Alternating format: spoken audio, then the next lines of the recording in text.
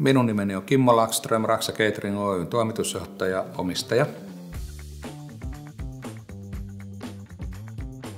Raksa Catering Oy valmistaa väliaikaisia ammattikeittiöratkaisuja teollisuuden ja palvelusektorin tarpeisiin. Kaikki sai alkunsa 1996.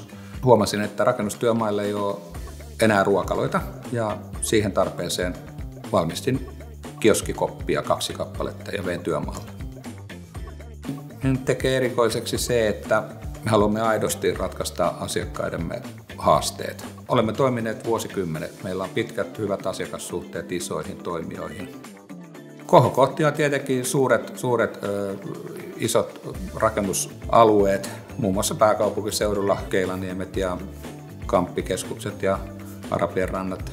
Tämäkin ala kansainvälistyy kovaa vauhtia Suomessa ja tänne tulee kansainvälisiä yhtiöitä, jotka rupeaa rakennuttamaan datakeskuksia, kaivosteollisuuden piiriin erilaisia hankkeita, tuulivoimaa, akkuteollisuutta ja me olemme päässeet tähän hienosti mukaan myös ja tämä tuo meille positiivisia näkymiä tulevaisuuteen.